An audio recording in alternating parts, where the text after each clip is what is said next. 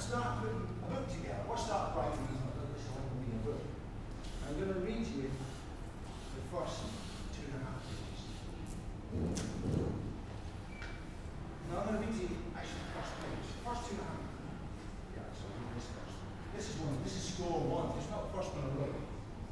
And I want you to do this in the middle of the night. I'll read it now, but I want you to do it when you wake up in the middle of the night. Imagine waking up tomorrow and all music has disappeared. All musical instruments, all forms of recorded music gone. A world without music. What is more, you cannot even remember what music sounded like or how it was made.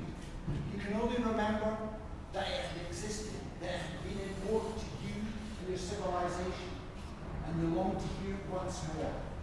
Then imagine people coming together to make music with nothing but their voices and with no knowledge of what music should sound like. Some says a bit conceptual, but you know, some of them are saying it gets a bit pretentious. Now, I have a habit of making posters. Not all posters the same size. This is a frame one of the posters. We'll get out in a minute, but just so you know what the sizes are. And this is one here right at the beginning of the book. And this is the first. I did it the same night as I got together with these blokes from Leicester. Notice, all recorded music has run its course. It has all been consumed, traded, downloaded, understood, heard before, sampled, learned, revived, judged, and found wanting. Dispense with all previous forms of music and music making and start again. Year 0 now. The 17 is a choir. Their music has no history, follows no traditions, recognizes no contemporaries. The 17 has many voices. They use no libretto, lyrics, or words, no time signatures, rhythm, or beats, and have no knowledge of melody, counterpoint, or harmony. The 17 struggle with the dark and respond to the light. And yet again, I know it's potential, but I don't fucking care. The day after I wrote that, I thought, what fucking bollocks. But I still stick with it. Okay? The first 2.5 pages, which is actually 5, is the first chapter. Sure, too long.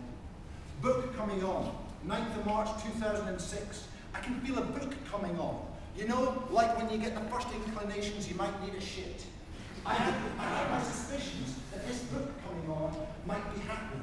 Because this morning, before I set out on this long day's drive, zigzagging up the land, I went into W.H. Smith's to buy a couple of black and red lined A4 notebooks and a 6-pack of pencils.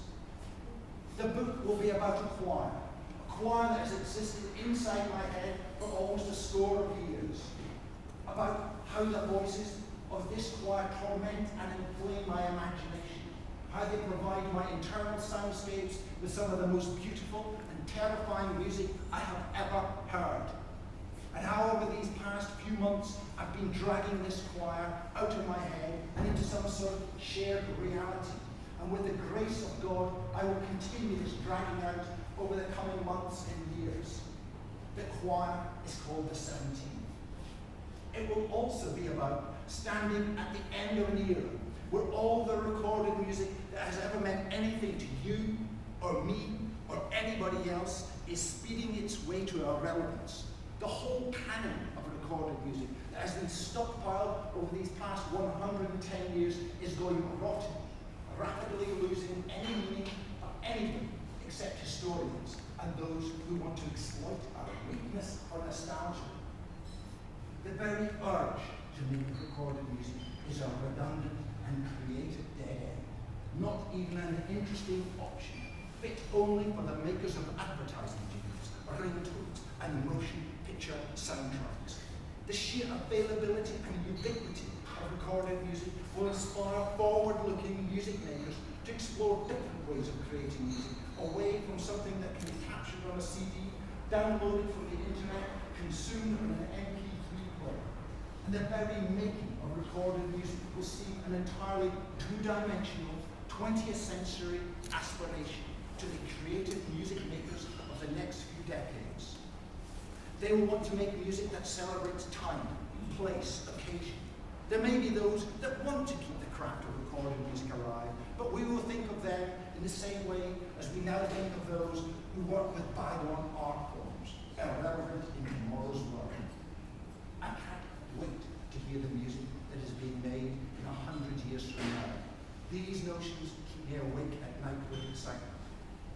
Actually, I'm not going to bother with the rest of it. I'll just leave it at that.